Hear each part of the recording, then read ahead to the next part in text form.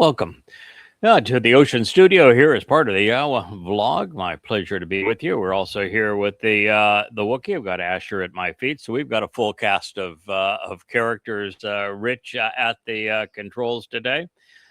Thank you for listening. We're going to return to the conclusion. We're now just past the halfway mark, and the uh, beautiful psalm or song that Dowd wrote. This is part of his restoration, where he is acknowledging that God has been kind to him, has chosen to favor him, and he's back in good graces with Yahowah and ready to commence the mission at hand. I think we're doing a little adjustment here of the angle on our camera so that I guess we had a slight mishap, but hopefully it's good now. Anyway, we're going to return in the midst of the ninth Mizmowr. It's beautifully written. One of the things that we learned when we were last year, I think it was on Friday midday, was that uh, Dowd said that he was celebrating the death of a son, and we were having a heck of a time trying to figure who that might be and why he would do that, because he, of course, cried uncontrollably over the death of Absalom, even though that was something actually to be celebrated. Absalom was a horrible son and led a terrible coup against his father, and it just he needed to go. Um, uh, Dowd was very sad, as he would naturally expect him to be, with the death of his firstborn son. The son that lived to be an adult was also killed, but that was such a tragic situation. He would never celebrate that. He was killed because he had raped one of Dowd's daughters, son. I mean, involved in incest, raping a daughter. A double mistake. So he would not have celebrated that. And we know that there'd be no way that he would celebrate the death of the child that he had initially through Bathsheba when it was stricken and died within weeks of birth. So we were scratching our heads saying, gosh, this is really unusual for him to be celebrating the death of a son. But the son that whose death he's celebrating can only be one of two individuals. It's either he's celebrating his own in the sense of he's going to offer his Bashar body as the Passover lamb, and he recognized that as the Son of God, that is an exceedingly worthy thing to do and absolutely worth celebrating. But he's not speaking of himself in first person here. And so while that's interesting symbolically, uh, it's more likely that he is celebrating the death of the son, second unto him, if you will, who is giving his life on Towrah. Again, his physical body is not offering his soul. His soul will live on, as did Dowd's when he fulfilled Passover. But he is celebrating the life of Yada, his adopted father, actually, who has been so instrumental in his recovery, as we are learning through the 31st Mizmowr or Mashal of proverb, and as we'll learn through all of the proverbs, and of course are being reacquainted with that reality through the 89th Mizmowr, which is spectacular in this regard. So I think that's what he's celebrating, because he not only was instrumental in helping Dowd recover, but also instrumental in offering his life at a important time that there is a mortal remnant of Yisrael ready to accept Dowd upon his return. So let's just talk a bit about who Dowd is, about who will be there when he returns, and why all this matters before we reconvene in the psalm. There is such clutter in the world today, largely as the result of religion, such that almost no one, I would say there are far less than 1,000 people on the planet, and the number could well be into the very few hundreds who know and accept Yahweh's pronouncements that it's Dowd, who the world calls David. It's just a mispronunciation of his name. It's Dowd. He is the Messiah. And when there is a discussion of a Messiah of any import with God, it's Dowd, period. End of conversation. There are no others. Which means that there could not have been a Jesus Christ. There's no mention of a Jesus in any prophecy. There's no mention of a Christ in any prophecy. And the only prophecy that even suggests there will be a returning Messiah was spoken by Dowd as Gabriel, and he was speaking of himself. And he was actually addressing the fulfillment of Chag Matsah. The day that he gave is the fulfillment of the 7 days of Chag Matsah in 33 CE or 4,000 That can't apply to this mythical Jesus Christ because he had nothing to do with Chag Matsah. Nothing. And if you don't understand Chag Matsah and you make no mention of it, then it can't be you. So there is no Jesus Christ. It's all a product of identity theft. It's Dowd is the Messiah. There's this myth that if you were to ask who's the Son of God, and 90% of people would offer Jesus. Even if they're Muslim, they'll recognize the claim that Jesus is the Son of God. But that's not true either, not according to God. According to God, he's only one man that he overtly states is important to recognize as his son. He calls him his Bakor, firstborn son, and he says, he is my son, I am his father, 3 times. All 3 times he names him. Even when we read in Yahowah that a child will be born, a son will be given, the name that's ascribed to that son is right there in the text, staring you in the face. It's Dowd. There was no Jesus as a son of God. It's Dowd. According to God, he said it innumerable times. I mean, there's at least 4 that we've covered. And he says it of no one else. Likewise, according to God, the chosen one is Dowd. The king who is returning is Dowd. The one who enabled the benefits of the covenant, therefore fulfilled Chag Matsah and Bakodim, is Dowd. The prophet is Dowd. The one who is called Elyon, the total projection of the hand and influence of God in our world. Elyon is Dowd. The greater luminary of Genesis 4, the 4th day of creation in Genesis 1 is Dowd. The tree of lives in the garden, Dowd. The prophet who will be from among your people, who will be so extraordinary that you need to look forward to and appreciate, that is presented in Deuteronomy 18 of the Towrah, Verbatim. It's Dowd. He's the one. It's just the way it is. To claim anything else is to call God a liar. Something that he says emphatically in the 89th Psalm. So Dowd is the former king of Israel. He's the Messiah. He's the Son of God. He's the prophet, great defender of his people. He's the chosen one, and he's the one in his second of 3 lives fulfilled. Passover, Matzah, and firstborn children, Bakodim. He wrote about his fulfillment of Passover, speaking of specifically how crucifixion kills.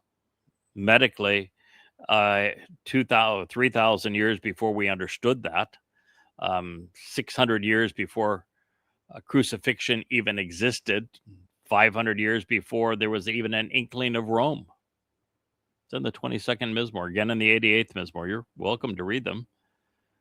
It should have been over right then. As soon as we found amongst the Dead Sea Scrolls evidence that this preceded the actual crucifixion that's recorded in 33 CE, the myth of Jesus should have been over.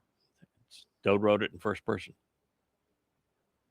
And so really the greatest, most important discovery in human history pursuant to life, pursuant to who we are, why we're here, pursuant to a relationship with God, pursuant to everything that actually matters, is that Dowd is the Messiah, the chosen one, the Son of God, our Savior, who fulfilled Chag Matsah and Verbatim in his second of three lives.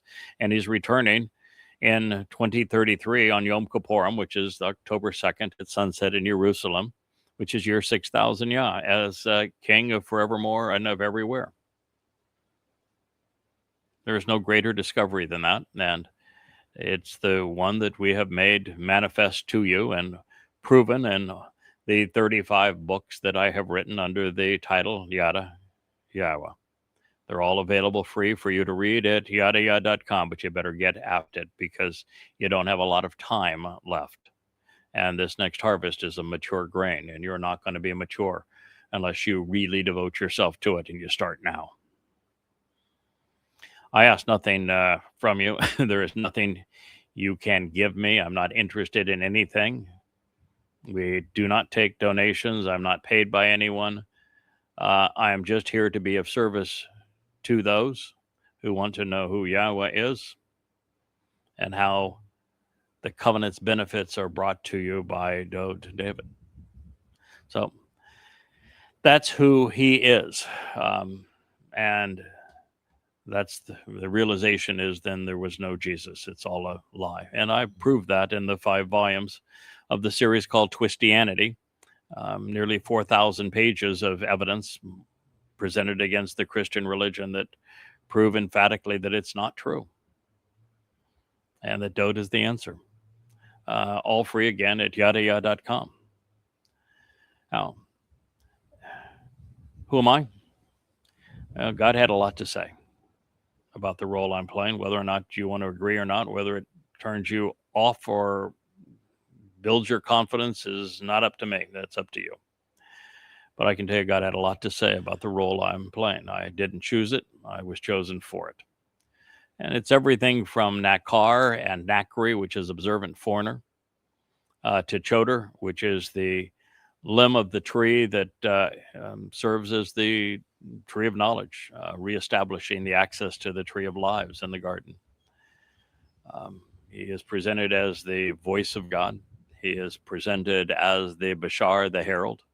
He is presented as Yada, as one who knows. And there's upwards of 100 descriptive titles pursuant to him. Throughout, God speaks of him as the final Zeroah that is going to cultivate these 2 remaining harvests. He is the Adam of Parah who will lay down his life on behalf of the remnant of Yisrael on Towrah, September 24th of 2033, just 10 days before Dowd's return with Yahowah. He happens to be the fellow that reintroduced Yahowah's name and proved that it is pronounced Yahowah. Again, 35 books, all free, all for your perusal. They are there in PDF and page turner formats at yahowah.com. They're free to you. We won't even track whether or not you've been to the site. We don't ask for your email. We ask for nothing from you. You're free to come and go as you would like. You can even buy the paperback books royalty free at Amazon. All your option. That's who I am. Now, who are you? Are you someone who is actively involved in what we're doing, such that you can claim to be part of the covenant family, that you have been observant, you've paid attention to what God has offered, what he has asked in return, you understand and have accepted the 5 terms and conditions of the covenant, you have attended the invitations knowing exactly how the fulfillment transpired for Pesach, Matzah, and Bakodim, so that you receive the benefits of the covenant. You're anticipating the Yahowah harvest because you are mature in your standing with God. That you're one of those who listens, who reads the books, have read them, most of them, certainly many of them, some of them of you many, many times through, so that you're ready for that harvest. And how many of you there are, not my business to know. It's just determination in that regard, and I look forward to seeing you on the Towrah harvest, because, well, we've got a lot of work to do, and I'm excited about the team that I know is committed and that is aware of exactly who Yahweh is and what He expects of us and what He wants to achieve. We're ready to roll up our sleeves and go to work, if you will. One of the things that I want to make clear, however, is that there is no magic formula here. There's no Cliff Notes version. There's no making this easy. I was talking to Rich just before the program, and he was bemoaning some of those now who haven't read a book in years and listen on and off during programs, but really make very little contribution. And what they want is to be spoon-fed. They want to be brought up to speed. They want definitive answers on things like, which Shabuah is it going to be? What do I need to do to prepare? And I don't even want to know. I want to proceed like we'll get as much as we possibly can done between now and May 22nd of this year. If there's not the imposition of a Islamic State carved out of the heart of Israel by this time as a result of the malfeasance of either the United States or Israel in attacking Iran, that leads to them suing in some form for some kind of settlement, and it ends that way, or the petrodollar demands it, then we're going to be Towrah of the following year, which is, Shabuah of the following year, which is the 11th of June of that year. I'm going to do everything I can to have the stamina to continue, and there's a lot to do over the next year plus 100 days, if that's the case, or we'll have as much done as we can over the next 100 days, and then rejoin the effort come Passover in 2030, so that we can broadcast the message really in supernatural fashion from the Temple Mount in Jerusalem over 3.5 years, leading to the Towrah harvest and to the return of that mortal remnant of Yisrael, and our work to cause them to do a better job living up to God's expectations as we return to the garden and have an opportunity to serve as mentors and teachers for that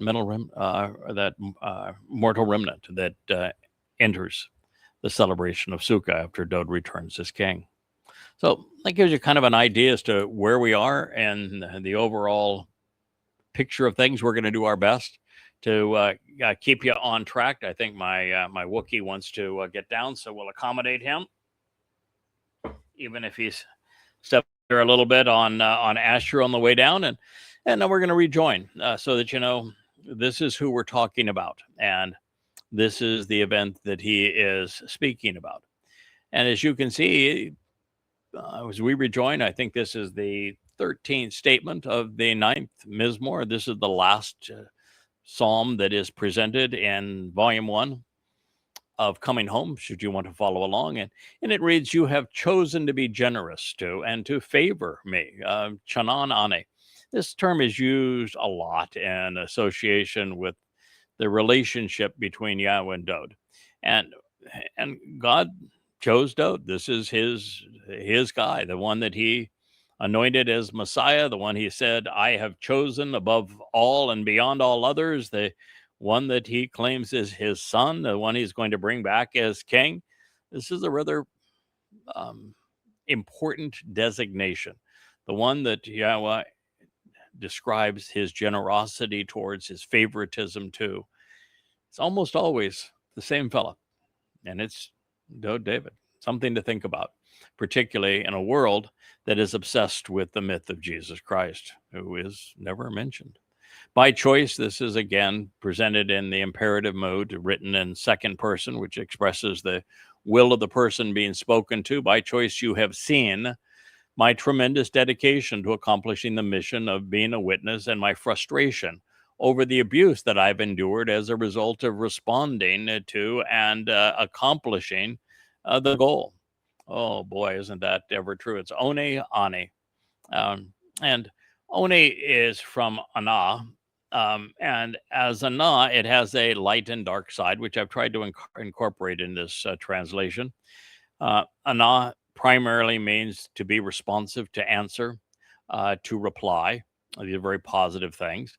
And on the negative side, it is to be afflicted, to be humiliated, to be injured in some way, to be abused. And so Dowd had volunteered to be injured during Pesach, with his body serving as the Passover lamb, to be abused in the sense that he was willing to carry our guilt into hell, into Sheol, on Matzah.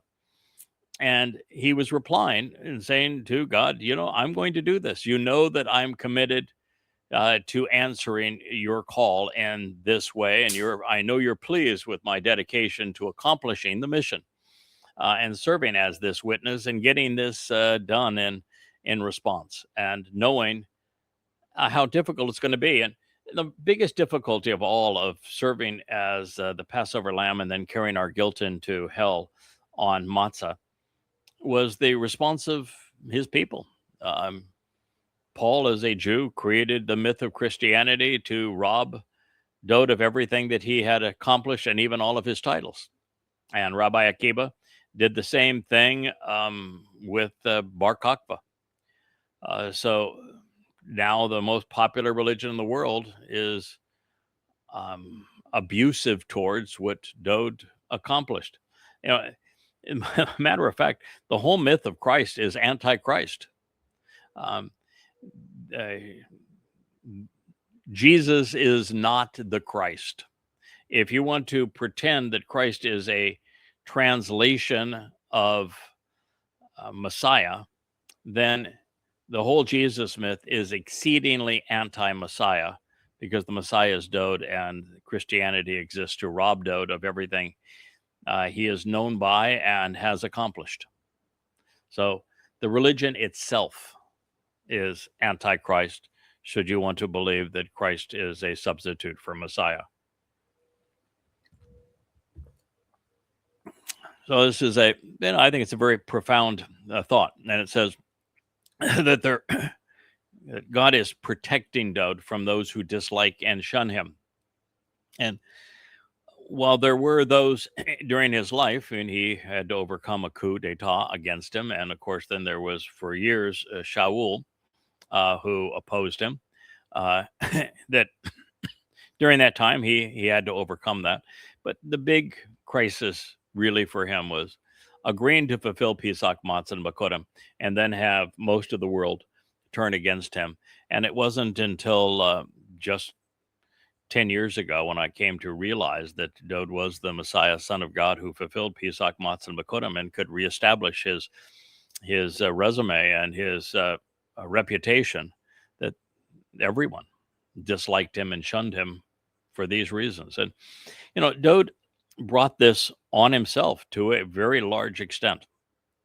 The Bathsheba episode and the subsequent killing of Uriah, the light of Yah, her Bathsheba's husband, and then Dowd getting mad at Yahowah for leaving him as a result of this, putting him in a long time out and not even talking to him for the longest period of time, created the opportunity that Christians and rabbinic Judaism's proponents needed to replace him, so that there's a replacement Messiah coming for those practicing Judaism, not Dowd returning, and so that there is a replacement Messiah in Christianity being Jesus.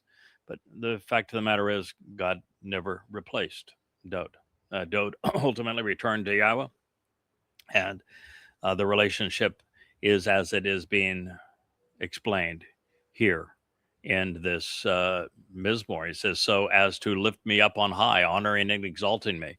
It's Dowd who is the one who is lifted on high. He is the one honored and exalted, which is the opposite of what Christianity claims, where they claim that he's in his grave, dead and buried and excluding from heaven. Therefore, the claim of Christianity is every promise that God made to Dowd applies to the myth of Jesus Christ. Well, if that's the case, then why didn't God say that all of these titles and accolades and prophecies apply to Jesus Christ instead of saying that they all apply to Dowd? Well, that's one of the flaws in Christianity, is it not? And it said, anyway, from the gates of death is how it ends.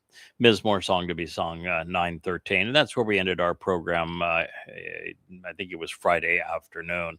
So as we continue on, the next statement reads, as a result, I have chosen to recount and to proclaim, providing a written record of all of your superlative accomplishments and adorable characteristics, and a song of appreciation within the gates of the environs of Tsiyon, of the signs posted along the way. I will take great pleasure in rejoicing in and celebrating your liberation, deliverance, and salvation. Psalm 9:14. Well, once again, you can't be a thoughtful, rational, informed individual and apply this to a mythical Jesus Christ. Because guess what happened? Jesus never wrote anything down, did he? So the written record of someone choosing to speak of the greatness of Yahweh in this subject, which is him fulfilling the Moed Mikre for our benefit, and of Yahweh choosing to favor him and honor him in this way. The only written record of all of that was written by Dowd. Again, read any one of the first 35 Mizmowr. They're all on this subject. Celebrate the 22nd, the 88th, and of course, the most spectacular of all is the 89th. And they all say that the person that God chose and that he worked with, his co-worker, the Messiah, the chosen one, the Son of God, who enabled the benefits of the covenant, and therefore fulfilled Chag Matsah and Yahudym, is Dowd David. And he is the one who wrote so many of these Psalms, most all of them, proclaiming this, fulfilling this very prophecy. And no one else can make that claim, and it cannot be made of anyone else. And he's saying of your superlative accomplishments. In Christianity, they won't even say his name. In Judaism, they won't even say God's name. How can you speak of God's superlative accomplishments and his adorable characteristics and a song of appreciation if you erase his name? It's Dowd. Again, this is within the doorway of the environs of Zion. And there is no understanding of what Zion represents in Christianity. It's a complete abomination the way it's presented in Judaism. Zion is described in the word itself. It means signs posted along the way. Zion itself is the ridgeline of Mount Moriah as it comes from the Temple Mount down to the city of Dowd. And that is where Yahweh has posted for us to read symbolically these signs that are along the way from Dowd's home to the covenant home on top of the Temple Mount. And it's knowing them that you come to understand what Yahweh accomplished in this place with his beloved Son. So he goes and he says, I will take great pleasure in rejoicing in and celebrating your Yeshua, your liberation, your deliverance, your salvation. Um, it's from the verb yasha, and it is Yahowah in collaboration with Dowd that provided our salvation. There is no salvation whatsoever under any circumstance for anyone at any time, anywhere, apart from what Yahowah and Dowd accomplished in fulfilling Pesach, Matzah, and Bakurim in year 4000 Yah in 33 CE. Passover opens the door to life. So if you want to enjoy eternal life, you have to capitalize on Passover. Matzah removes our guilt so that we appear innocent before God, as Dowd carried our guilt and deposited in Sheol on Matzah. And Bakurim is the recognition that as a result of Pesach and Matzah, we become the very children of God. It means firstborn children. This is God's means of liberation, of salvation. It continues through Shabuah, which is a harvest of standing grain. It's upcoming.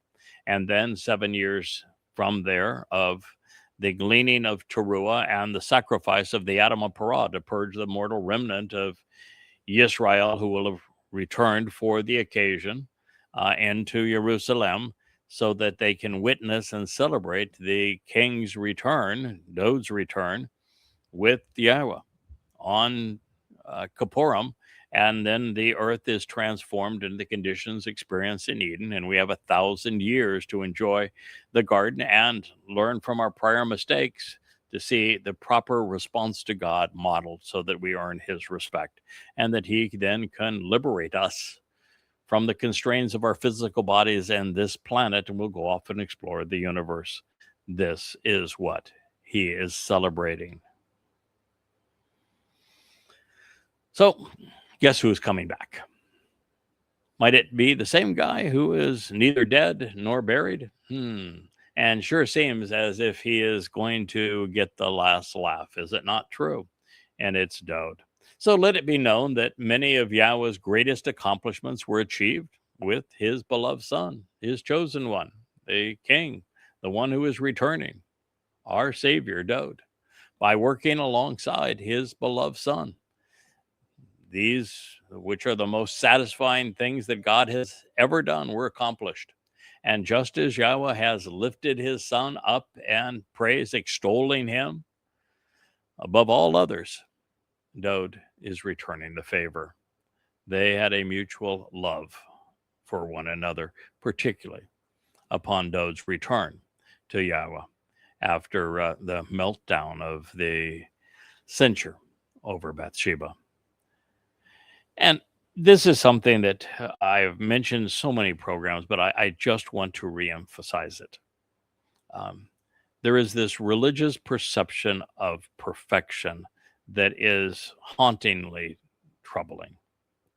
And there's this concept that, well, they had to have a perfect Adam Parah to serve as the sacrifice of the red heifer. So let's go find one that's perfect.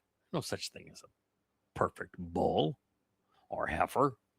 Or that the Passover lamb has to be perfect. So you think they were scrounging around Egypt to say, all right, who of you is perfect? Come here, bah, bah, calling all perfect sheep. No, there is no such thing. The word tamim that is rendered perfect in so many English Bibles doesn't mean that at all. It's based on tamam. It means to finish the job. It means to do what needs to be done to accomplish the mission. It is to fulfill the prophecy. Dowd wasn't perfect, and God doesn't want him to be perfect, because if you were perfect, there'd be nothing to do. There'd be no place to go, explore, learn, benefit from. There would be no way for you to grow. You couldn't be anything more than you were born. No reason to learn, no reason to accomplish anything. Nothing. Be no interest, because everybody would be the same. Perfect is stupid. If you were perfect, you could never make a mistake and learn from it. You could never trip and fall and prove that you could get up. There'd be no character, no substance, no evidence you could ever be trusted.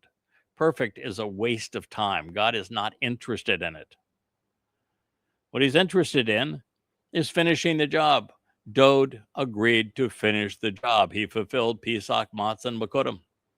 That's finishing the job. He's returning as king, taking responsibility for everybody going forward. That's finishing the job. So Dowd is the most ideal from that point of view because he's finishing. That's what God wants of us. That's what didn't happen in Eden. When Adam and Chawah made a mistake, they continued to double down. They didn't ever take responsibility. They never improved. They never got back up and got going again. That's what Dowd did. That's what makes him the right person for this job. And so when Dowd returns with Yahowah, he's going to be focused on the business at hand. He is going to be there to model what it is to be a child of God. His lyrics and his life will continue to serve as a living testament to all that Yahowah intends for his children.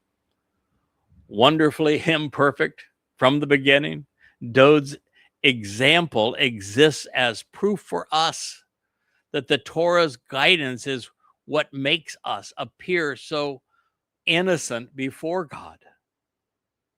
No, it can't be improved. It's God's way, and thus not ours to alter. This is his plan. And Dowd and he together collaborated to make it so. It's ludicrous to dismiss it, an abomination to change it as it's changed in Christianity and Judaism. Don't do that. Listen to what God said. Capitalize upon it. Don't change it. Now, this will all transpire within proximity of Tsiyon. There is no merit, therefore, to the Vatican, or should there ever be antagonism towards Zionists. God's blessings were not transferred to Christians or Americans, and they will never be. Well, Dowd has been delivered from death and freed from guilt. The same is not true with the religious. So this being the case, it literally is impossible to justify the absurd notion that the benefits to Yisrael, the promises to Israel, were somehow transferred to a Gentile church. Not only is there no statement suggesting that, not even one hinting at it throughout the Torah, prophets, and Psalms, God expressly says exactly the opposite.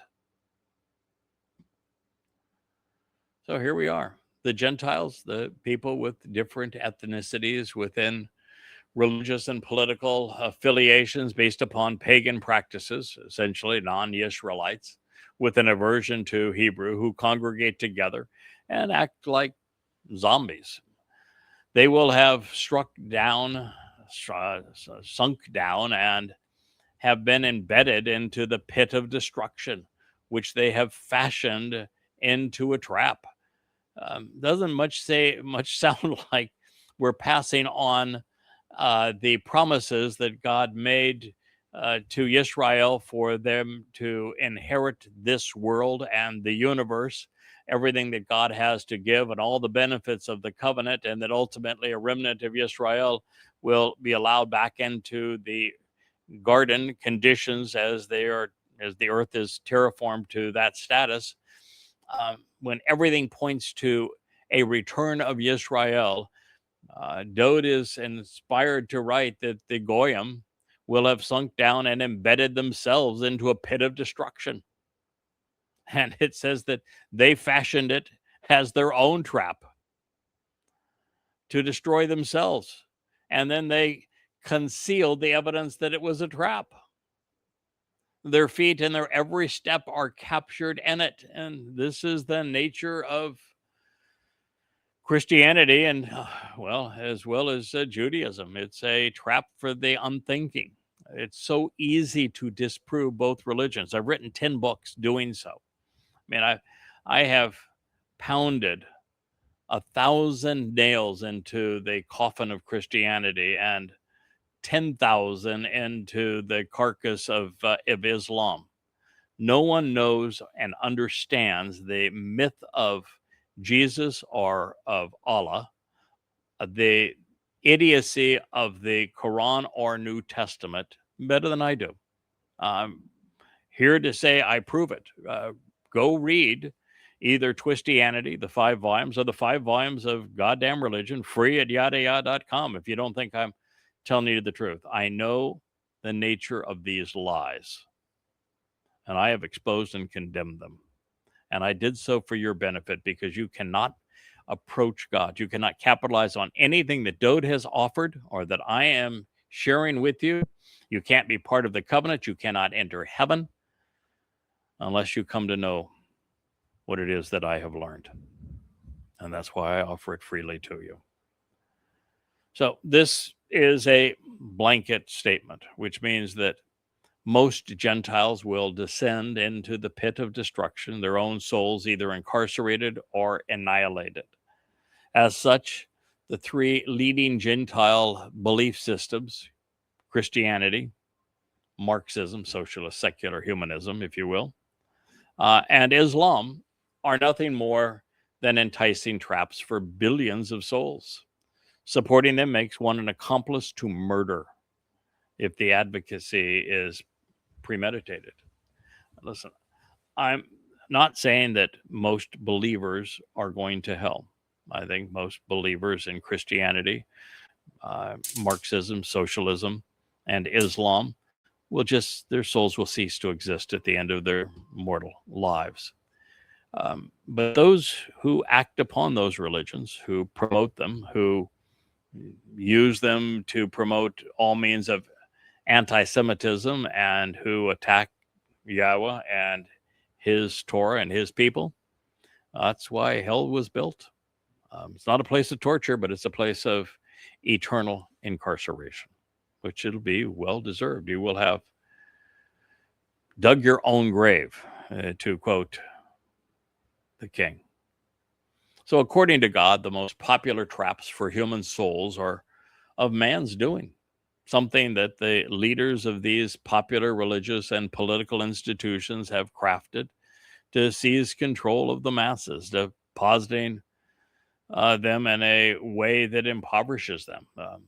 Yahowah is also revealing that the heads of these institutions have kept their intentions secret, that they have acted in a clandestine manner, such that they are not only deliberately deceiving those who believe them, as was the case of Paul and Peter in Christianity, Akiba and Maimonides in Judaism, and Muhammad and Islam. They realize, all of them, that if the truth were known, they would have no followers. And as a matter of fact, during their lives, Muhammad was almost always alone, and virtually no one believed him. The few that he attracted at the end were attracted because of the promises of lust in this life and the next, and of booty in this life and the next. And they were in it for money and sex, not because there was something in the Quran that sounded intelligent, because almost everyone that listened to Muhammad rejected him. The same thing was true with Paul. Everyone who heard Paul, according to his own writings, rejected him. So it's something to think about, huh? Yahowah is not only the antithesis of the gods that men have fabricated in their own image, he is remarkably different and vastly superior. Yahowah has become recognizable and knowable. Yada, Yahowah. What this says. Yada, Yahowah. It's the title on the cover of every one of the 35 books I have written. It's the name of the website. Yadayah.com will take you to Yada, Yahowah. Yada means to know, to be familiar with, to recognize, to acknowledge. Yahowah is God's one and only name. Yada, Yahowah. By the means to exercise good judgment and resolve disputes. The way that you come to Yada, know, recognize, acknowledge, respect, and understand Yahowah is by mishpat, by exercising good judgment and making intelligent decisions. Um, in rabbinic Judaism, they'll tell you that it's not a mishpat, which would be to ponder the implications of the instructions uh, pursuant to making intelligence decisions. A shafat is a judge. It's the process of deciding, of, as I say, of exercising good decisions. And the prefix means to ponder the implications of that. They will tell you that a mishpat, which they'll spell differently just because they don't like Yahweh's approach to words, is a law or rule that they have somehow come to impose on Jews. But it's not the case. These are instructions that you should consider. And if you think about them rationally, they will lead you to Yada Yahweh. I chose to be logical, systematic, thorough, and my close examination and careful consideration of Yahweh's testimony, deriving what I could from the Dead Sea Scrolls and correcting the Masoretic where the Dead Sea Scrolls testimony was not extant, and removed all of the diacritical markings and therefore the religious malfeasance as well as religious definitions, so that you could yada Yahweh as I have come to know Yahweh. That is the purpose of the yadayah.com website and all the books there. And the process that I used was mishpat. I pondered the implications of making rational and logical decisions, which I then acted upon and engaged in, Asha, which is exactly what this says. You yada Yahweh by making informed decisions and then acting upon them and engaging in what you have learned. Go where the words lead is the best example of that. Those guilty of being wrong, he says, Rasha, those who are misled and who mislead the mistaken, who are religious and fraudulent, are ensnared by the deeds of their own hands. They meditate and reflect on this. The nature of religion. The religious use their religious slogans to justify their religion. When you tell them that, listen, Paul admitted he was demon possessed. He committed virtually every rational fallacy there is in his letters. He never once quoted his claimed caricature of Jesus Christ, never once quoted him, which means he couldn't represent him. And every time that he tried to cite evidence from the Torah and prophets from Yahweh, he never mentioned Yahweh's name, never credited Yahweh with that resource, and never presented the quote accurately. Always pulled it from a broader statement, always twisted it, misrepresented it, misquoted God to give the opposite impression of what God actually said if you read it completely, correctly rendered, and in context. And so they will take the words of Paul and use them to justify Paul's lies. It just, you want to shake your head and say, how in the world is it that so many people can be so foolish and throw away their own souls? So since God can be known, there is no reason for faith. Since the means to understand him is through exercising good judgment, believing is superfluous. Therefore, even if they were 1% right, which they're not, but let's just pretend they were, still a counterfeit. And that would be the nature of Judaism and Christianity. It's a counterfeit of what God said. You know what a counterfeit bill is worth? Jail time. Beyond all of this, Yahweh is stating that he is best known by the way he has chosen to resolve the kind of disputes which separate men and women from him, which is through his mikra, his invitations to be called out and meet, Pesach, Matzah, Bakodim, Shabua, Teruah, Kippurim, and Sukkah. He is revealing that he planned and then personally acted on these appointed days. Therefore, our quest to more fully understand and then capitalize upon his involvement in the 7 mikra,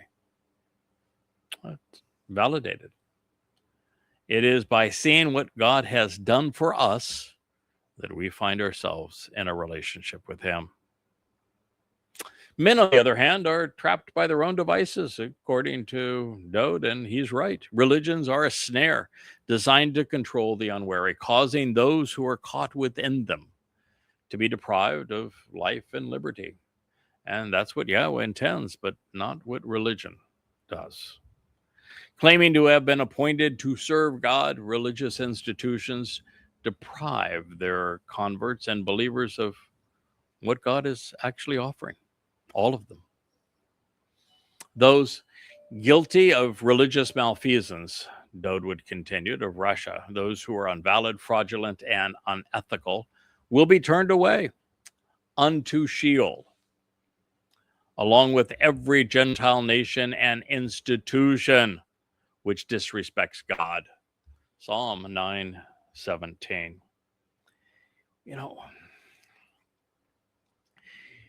You have ultimately three choices with what I'm sharing with you. You can choose to ignore it. You can continue to believe in Christianity, Islam, socialism, MAGA-itism, whatever it is that trips your trigger. You can be a conspiratorialist.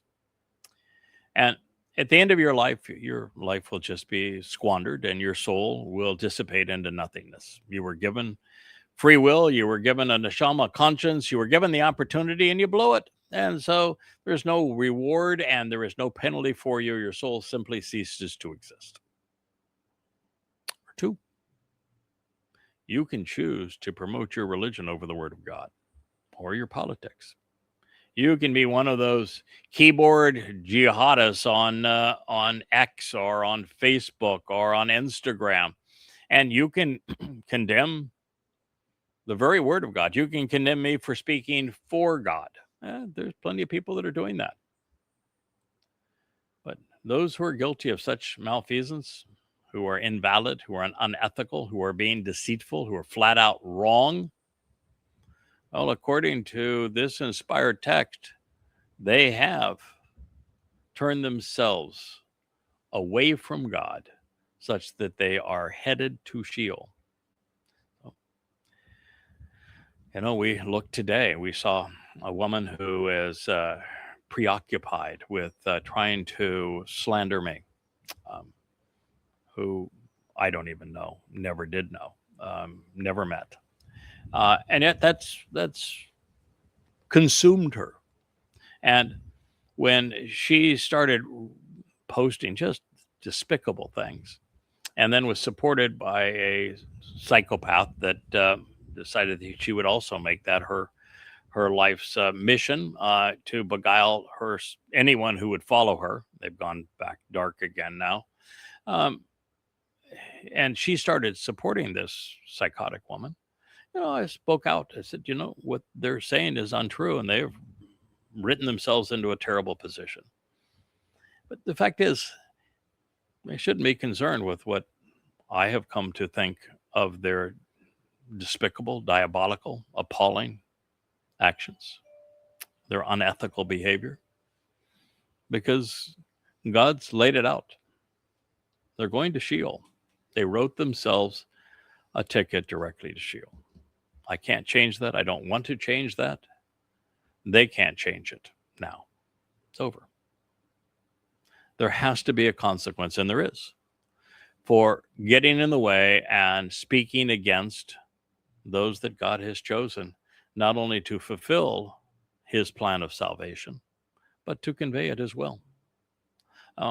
God told us quite some time ago in the Torah that he was going to choose people and speak through them, and that he was going to designate and make known those he was going to communicate through, and told you a lot about this job that I'm doing now and that Dowd has done as well. And so you can ignore us. Your soul will dissipate into nothingness. You can fight us, and you have earned an express ticket to Sheol, just as this says. Or you can trust what we're saying. You can go and read the books, You can listen to these programs. You can do your own validation. You can grow in knowledge and capitalize on it and end up in the covenant and in Shamaim with God, with heaven. That's your choice. 3 options.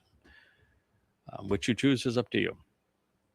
Now, this says that every Gentile nation and institution is responsible for leading people to Sheol because they disrespect God. So every Gentile institution and nation that would be labeled for disrespecting God would be those that erased his name. Judaism, Christianity, Islam, socialism, the MAGAs are all disrespectful of God. They have all led people away from Yahweh, away from Shamaim, and to Sheol, hell. So the subject here is defined as Rasha, a word which describes a prevalence of widespread criminal enterprise engaged in religious malfeasance. God uses Rasha to depict those who are wrong, both inappropriate and revolting, evil and wicked, corrupt and corrupting. The Rasha are misled and misleading in return. They are invalid, fraudulent, and unethical. They lead others astray and do so knowingly. To be Rasha is to be deceitful, corrupt, and ungodly. It depicts those who lack ethics and who are culpable of crimes against humanity, and particularly against Israel and the Jewish people. They are opposed to what is right. They have done and spoken things which are not only inappropriate, but they are confusing to the point that they are condemnable. Rasha has a face. Shaul is evidence of this. He is Paul, Muhammad, Allah, Jesus. Gentiles have a cause, disrespecting God, and a consequence, being dispatched to Sheol. This derogatory term is attributed to non-Yisraelite nations and institutions. Nations like America, institutions like the Roman Catholic Church, they are taking so many souls to Sheol because too many people act out in favor of them, supporting them. To support Donald Trump, for example, who is obviously demonically compromised. He is the corporeal manifestation of Satan. He is the great betrayer that the prophet spoke. To support him is to earn a ticket to Sheol. I'm sorry, but that's just the way it is. They have become errant and malicious with regard to God and his people, and so contemptible in their disrespect of Yahweh and Yisrael and Yahudym and the Towrah and the Bereth and the Masiach, the Ben Elohim. They're promoting this myth of a man becoming God. God's not a man. They're pretending that the death of their God had some impact on life. God can't be killed. What in the world is wrong with people? There was no Jesus living in the 1st century in the province of Yahudym. It's such an obvious fraud, and yet they promote it. I mean, there is no dumber book ever written than the Quran, and yet there are people who go off and kill for it. Why? Why are people this insane? God's not going to allow such people into heaven. He can't stand them here on earth. And for those who have acted out against his people because of these religions, look what Christianity did. It created the culture for the Holocaust. It is the reason for the shadows and the dehumanizing of Jews. It's the reason that anti-Semitism exists today. God's not going to look the other way. Their premeditated promotion of false gods has the real God condemning them. Yahweh's disdain for Gentile nations and institutions, swayed by Shaul Paul's toxic diatribes in the Christian New Testament, and his poisonous scribbles, as well as the non-Yisraelite individuals who are Rasha wrong, is not only the driving force behind this Mizmowr, this psalm, which Dowd is trying to get your attention and saying, don't be part of those things. This is the consequence. Leave them so that you're not dragged into hell with them. So consider this a prophetic warning against the stupidity of replacement theology that is the foundation of Christianity, and especially the religious and political manifestation of Babylon, which is the Roman Catholic Church religiously and politically, the United States.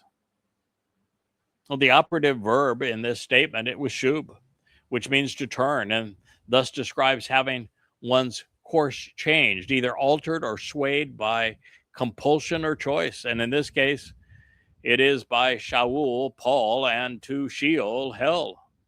That's a dire warning for Gentiles, their nations, and their institutions, regardless of whether you render Shaul as the person Yahweh called the plague of death, Paul, and the father of lies, or Sheol, which is the place of eternal separation known as hell. Gentiles are influenced by one and headed to the other. Their rendezvous with God in judgment is going to be brief and highly unpleasant. So whether it's Paul's New Testament, Akiba's Talmud, Muhammad's Quran, or liberal man's progressive agenda, the result has been that the overwhelming preponderance of the world's population has become oblivious to Yahweh's name, his nature, his testimony, his family, his people, his plan, and those he has chosen to work with him. Humankind has been allowed to exercise free will, and in so doing has made a mess of things, and is going to get progressively worse over these next 7 years. Now, this is not intended to be a referendum on individual souls, but instead on human institutions, nations, and empires. Well, people are both good and bad, right and wrong. As a larger group, the larger the institution, the bigger the gang, the worse humanity becomes. So by contrast, the plight of those willing to receive deliverance, who consent to and accept the offer of assistance, will not be forgotten. For this exception on behalf of those who are responsive, it will not be forestalled, it will not be squandered forever. So that was 918. The difference between the experience in Sheol versus Shamayim is as vast as 7 dimensions are from 1. Sheol is 1-dimensional. Shamayim is 7. As extreme as volition is to incarceration. As vast as the ultimately expansive and liberating is from the infinitesimally small and confining. And yet, one word may be all which separates them.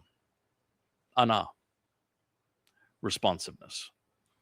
That's why I have this job. Long ago, and often throughout time, I've been responsive. I've been willing to reply when God has asked. Doesn't need a lot from us, does he? We have been invited to attend the Moed Mikre, and our reply leads to our participation and to the benefits of the Bereth covenant. Collectively, our answer to them, to the Bereth and to the Moed, opens heaven's door. And it does so for the Ibonim, those willing and desirous of accepting such assistance. This perspective on the Torah central theme has long been forgotten, indeed squandered, lost under the onslaught of religious edicts and laws. But this will not always be the case. Soon, there will be a revival of expectations and a time of responsiveness. Father and son are reuniting on a date that is certain, and they will be offering reconciliation to those who are willing to accept their offer. All of this will play out on the greatest show on earth on Towrah, leading to their return on Kippurim. One of the most interesting internal studies of Jews, particularly at the time Christians and Judaism were fermenting, involves the Ebionites who were mentioned in this last statement. They're ethnic Jews who base their identity on Ebonom, which is being responsive. We know very little about them, but what we do know is subject to considerable religious malfeasance. To their credit, they were resolutely Torah observant, and they recognized that Hamashiach had come to fulfill Passover, Pesach. And as a result, they were overtly hostile to Peter and Paul. They rejected everything these men wrote and said. They are the only reason that we have some record of what Dowd, as the Messiah and as the upcoming Passover lamb, revealed during the Sermon on the Mount and later during the Olivet Discourse. Two speeches that happen to be the longest in the New Testament, and they're both overtly condemning of the religion of Christianity. But they made it end because, well, Matthew is a study in plagiarism. He plagiarized from three sources, from Mark, from Luke, which 70% of the book came, and the remaining 25 to 30% came from the Ebonim, who gave him the Olivet Discourse and the Sermon on the Mount, both delivered by Dowd, retained by the Ebionites. And this is because, well, they were largely right. They were opposed to almost every other faction in the Jewish community. And while viciously and relentlessly attacked by Shaul Paul as Judaizers, ultimately it was Rabbi Akiba who destroyed them for being opposed to his creation of rabbinical Judaism and for protesting against the false Messiah of Bar Kokhba that brought Jews to their knees, caused the diaspora, and was responsible for the land being renamed Palestine. So Yahweh is not forgetting his chosen people, reminding Yahudym that he still cares about them and that he is committed to liberating them from ongoing abuse that men have heaped upon them, particularly Christians, and under the practice of Judaism as well. That's the thrust behind this prophecy. Without exception, we can confidently expect everything Yahweh has promised to be fulfilled.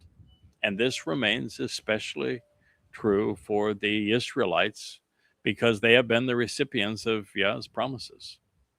But please note the caveat. This positive outcome is directed towards the Ebinon.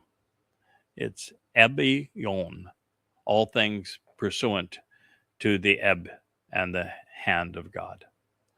Those who seek liberation and yearn for a better life, who are open and willing to accept what God is offering. So this is one of the many places where the actionable root speaks as loudly as the noun derived from it. Ebion is from Abba, which is to earnestly desire acceptance. God's offer is open to everyone, but only those who accept will benefit. So this reads, your desire is to arise, to take a stand, and to encourage Yahweh. Do not allow mortal man to prevail by becoming controlling, oppressive, and overbearing. The Gentile institutions must be judged upon your appearance. Psalm 9:19. So the religious and political ways of man are indelibly intertwined, according to this inspired text, and they're debilitating. This must end for heaven on earth to begin. So recognize that the one making this request of Yahweh is Dowd, our Messiah and King. And as such, Father and Son are not coming back to redeem mankind, but instead to thwart the human religious and political schemes of mankind before they destroy the planet. So this statement pits the family of man against the covenant and Dowd, against his people, Yahudym, and against the family of God, Yisrael. and the bereth. Now, that's profoundly important. So this statement also provides a refutation of the counterproductive notion found in today's Christian New Testament. Oh, judge not, lest you be judged. Since God is taking a stand against the schemes of mortal men, since he is judging the Gentiles, we would be right to do the same. It is only by exercising good judgment and by being discerning. This was when my and mishpat was combined, and I shared with you that it's from my, which means to ponder the implications of, and shafat, to judge. God's encouraging that in us. It is what leads us to yada Yahowah. So Gentiles estranged from Yahowah and opposed to Israel will not endure God's return. Whether they be counted among Christians, Muslims, or socialists, conspirators, or caste-imposing Hebrew or Hindus, they will be seen as an impediment to peace upon his return for his people. As part of Goyim nations and institutions, they remain estranged and will remain so. As mere mortals, they will not survive. The Messiah is clearly not amused by their religion or their politics, their militaristic stance, or their conspiratorial ways. He would ask of Yah, it is my choice and your decision to constitute and impose upon them a sense of dread and fear of the disconcerting revelation, Yahowah, that the Gentiles realize that they are mortal. Please pause and reflect upon this. Psalm 9:20. In a way, Christians have been right about one thing all along. God is coming for their church. It's just that he's going to annihilate it. There are only two ways to get out of this life alive, one good, the other bad. Those whose souls are not extinguished will either spend eternity in Shamayim with Dowd or in Sheol with Shaul. They are either Sadak right or Rasha wrong.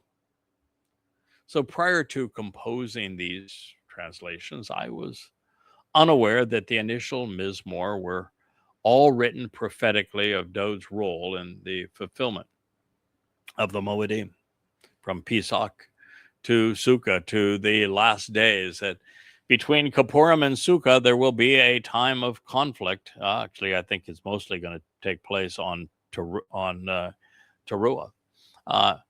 between Yahudym and Goyim. In fact, that 7 years of conflict begins this Shabua, the 22nd of May of 2026, and continues through Towrah, the 24th of September 2033. It's going to be dreadful. And it's going to be very contentious. Jews against Jews and Yahudym against Goyim. And many are going to die. And the banner of chaos is going to be waved by none other than Donald Trump, who is the corporeal manifestation of Hasatan. This is religion and politics against the very covenant that God intended. So that's the conclusion of the 9th Mizmowr. So as our custom has been throughout this process, let's reconsider Dowd's statements without interruption, and that'll be the close of our program. It begins to the enduring guide and everlasting director upon the death of a son, a Mizmowr, a melody and lyrics of Dowd the beloved. I express my appreciation to Yahowah with my whole heart and my best judgment. I want to recount in writing all of your wonderful deeds and amazing revelations. Yes, the son that will offer his life makes it possible for Dowd to return as king with Yahowah, taking place on Towrah as the Adamah Parah, just 7 years from now. And that is what he is celebrating. It's one of the great events in the history of humankind, and Dowd wants to express his appreciation for it. And he wants to recount it, which he is doing now in writing. I will rejoice and jubilantly express my admiration, celebrating with you. I want to sing to your godly name. This is important because Dowd is the one who is offering to fulfill Pesach with his Bashar body and then fulfill Matzah entering Sheol to remove our guilt with his Nefesh soul. And through this enormously courageous and compassionate act, Dowd is also realizing that he did not act alone, that there will be another. And he is celebrating the fact that that other restores his resume, restores his reputation, makes it possible for him to return as king, works to assure that there is a mortal remnant to be there when he returns, that there will be a homecoming. And he is giving credit and showing his appreciation for that. With the turning away of my enemies, those with animosity and rancor towards me, they will stumble back as they were expelled from your presence. During Towrah, when all of this takes place, Yahweh is going to rid the world, the entire planet, of those in opposition to Yisrael, to Dowd, to Yahowah, to Yahudym. Means that all traces of the religious will be gone, the conspiratorial, the anti-Semitic, the overtly political. For you have acted upon and engaged in my decision-making process regarding my means to resolve disputes and my ability to judge between and distinguish between right and wrong. You have established the approach to the seat of honor and authority, and you have rendered the right decision and have judged fairly, being rational and just. That seat of honor is Dowd's throne. It's the mercy seat of the Ark of the Covenant. It's going to be as brilliant as the sun upon Dowd's return with Yahowah. You will rebuke and recommend and reprimand, convict and censure the Goyim Gentiles. You will, in a moment in time, expel and exterminate those who are misleading and mistaken, the guilty and wrong. This certainly doesn't give much room for a Gentile church, does it? This says that the Goyim are wrong with their institutions. Therefore, the Roman Catholic Church, which is the largest of them, is wrong. Therefore, nations of Gentiles, like the most powerful would be the United States, currently the economic engine of the world would be China, the most successful at weapons of war today would be Russia. It says that they're all wrong. These nations are going to cease to exist. They're anti-Yahweh, as well as the institutions of Judaism, Christianity, and Islam. There's nothing wrong with the ethnicity of Goyim. It's their institutions. It's their nations that have been so hostile to Yahweh, to Yisrael, to Yahudym. Their names and designations you will have blotted out forevermore, including their testimony. There will be no New Testament, no Gospels, no Zohar, no Talmud, no Quran, no Communist manifesto, no political agendas or platitudes. All gone. All of it has to be wiped away for Yahweh to reestablish the conditions that existed in Eden over the entire earth for us to celebrate 1,000 years of camping out together. As a result, the adversary will cease and be finished. He's going to be incarcerated and held accountable beginning on the 24th of September of 2033 as part of the festivities of Yom Teruah. All in a state of ruin, deserted and wasted forever. Additionally, you will uproot and destroy cities and shrines and temples such that the remembrance of them ceases to exist.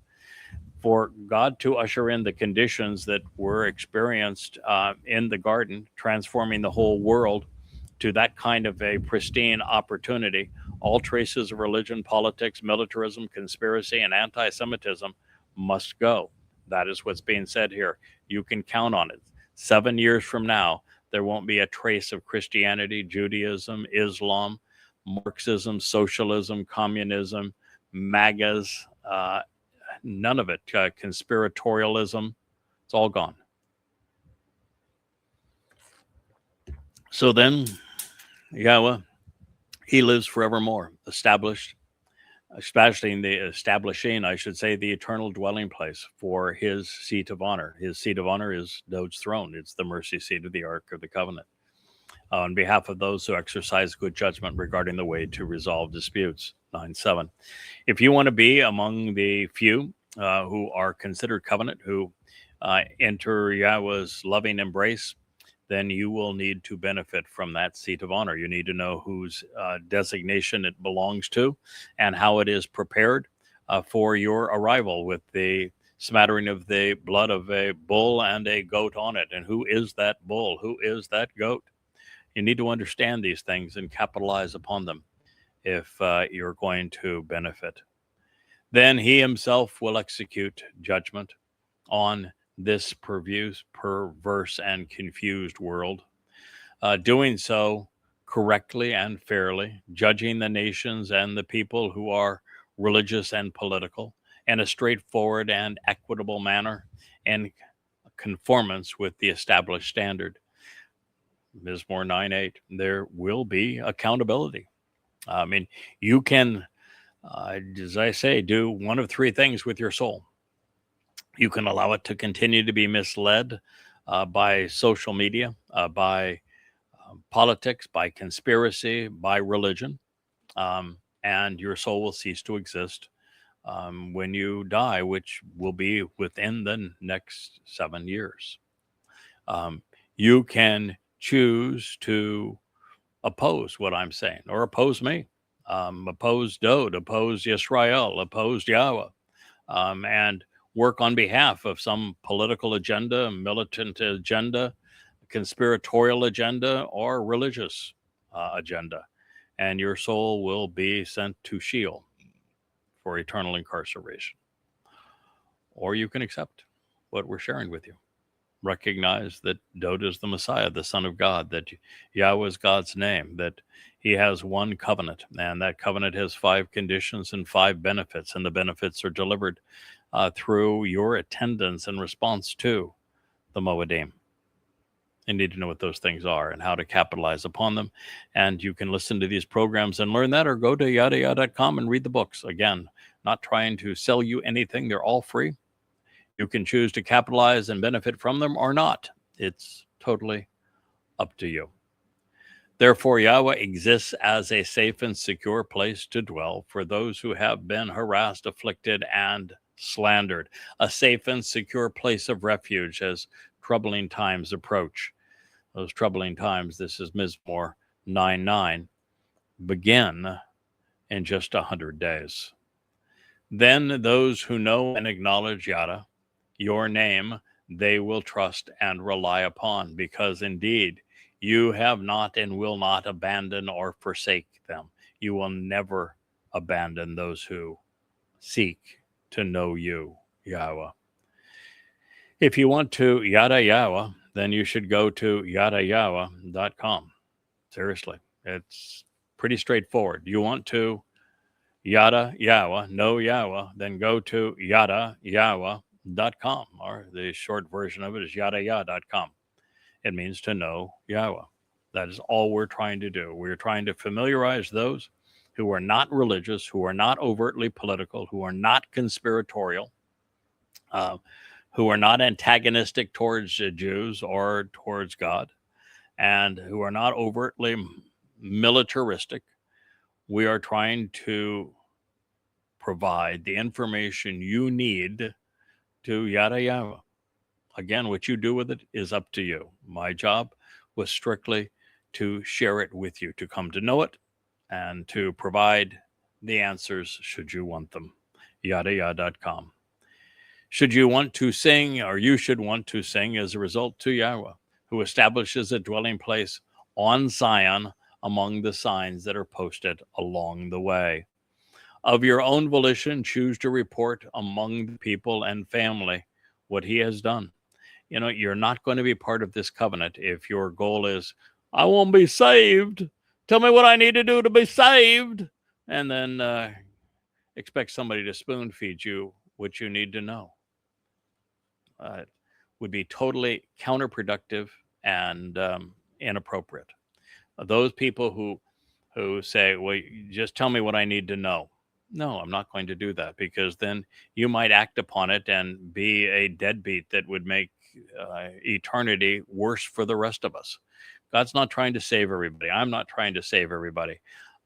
Listen, I'm fine with the idea of there being 100 people that enter Shamayim in the seventh dimension. God would be fine with that.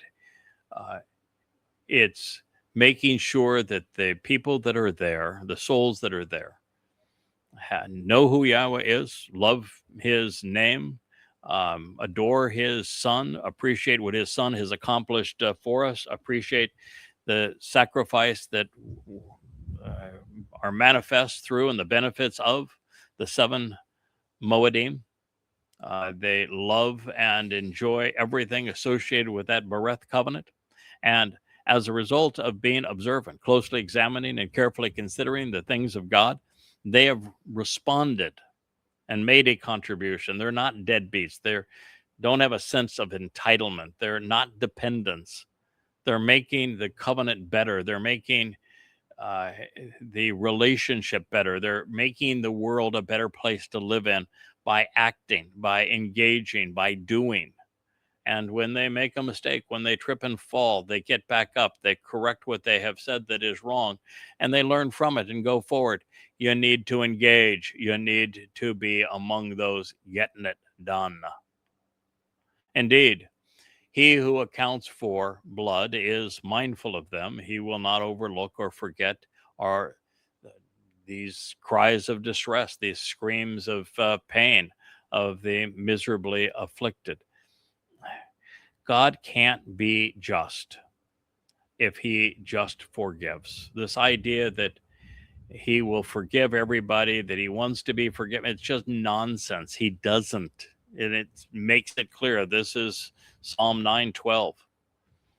If you've been associated with promoting Islam that has been so lethal to Jews and has killed 200 million people, and you claim that is something good that you're promoting, and you're in trouble.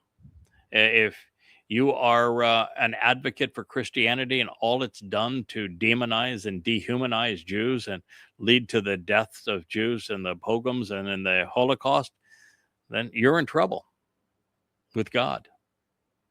If you're conspiratorial and are abusing God's people, trying to blame them for all manner of things, then you're in serious trouble with God. You need to get your act together. I'm not inviting you to heaven. I don't want you to read these books. I don't want you to learn from them. But I'm advising you to stop doing what you're doing, because rather than your soul simply ceasing to exist, it's going to spend all eternity in Sheol. Your choice. So you have chosen to be generous and to favor me, Dowd says to Yahweh. Yahweh, by choice, you have seen my tremendous dedication to accomplishing the mission and being a witness, and my frustration over the abuse that I have endured as a result of responding and accomplishing the goal from those who dislike and who shun me, as those who will also be those who lift me up and honor me from the gates of death. You are going to be on one side or the other of the door that Dowd has provided the means to open. He fulfilled Passover, which is the doorway to life.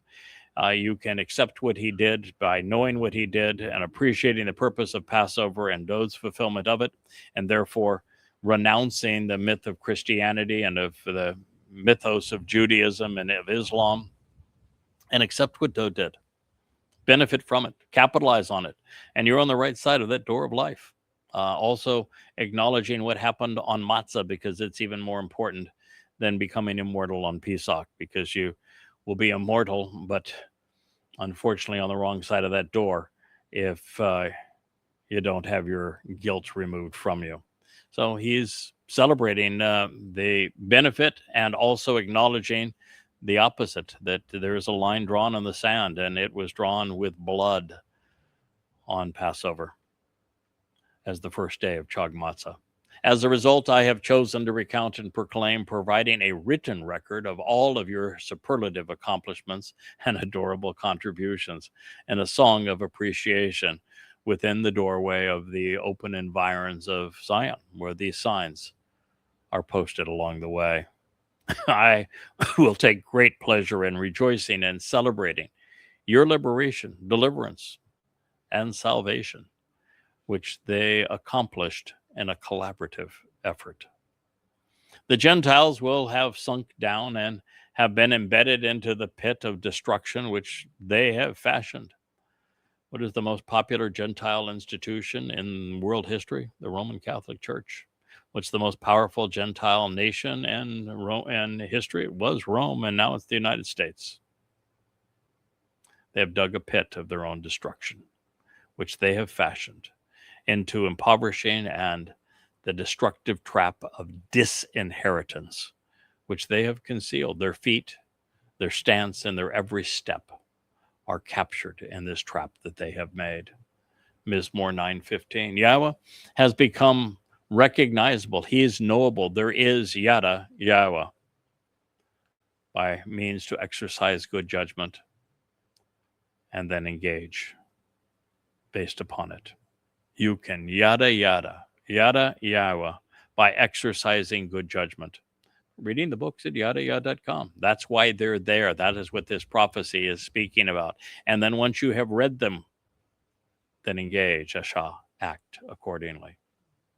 Those guilty of being wrong, those who mislead and are misled, are ensnared. They're controlled by the deeds of their own hands. They have done this to themselves. Ponder the implications, 9:16. Those guilty of religious malfeasance unto Sheol, they will go, along with almost every Gentile nation and institution which disrespects God. What is the largest Gentile institution? May I remind you again? The Roman Catholic Church. What's the next largest? The community, the Ummah of Islam. What's the most powerful Gentile nation? Well, it was Rome, and now it's the United States. They all disrespect God. They won't say Yahweh's name. They won't acknowledge that it's Dowd, who is the Son of God, returning King, and the Messiah, who is our Savior. By contrast, the flight of those who receive deliverance and who act upon this liberation and assistance, who are responsive, yearning for better, the Ibiyom, where they will not be forgotten. For this expectation on behalf of those who are responsive, Anah, they will not be forestalled. They will not have their lives squandered. Your desire is to arise, to take a stand, to establish, encouraging, while providing validation and proof. Yahweh, God, provided proof of his existence and his inspiration of the words that I'm reading through prophecy. You should know that. You should capitalize upon it. Do not allow mortal man to prevail by being controlling. That would be oppressive and religious. The ways that mortal man prevails through religion and prevails by being controlling and oppressive and overbearing is through religion and politics. Those are the two schemes of man in this regard. Gentile institutions, therefore, they're controlling schemes, they're oppressive schemes. Religion and politics must be judged. They must be condemned, and they will so by your appearance. You and I are in agreement in this, that it is best if you constitute and impose upon them a sense of dread and fear.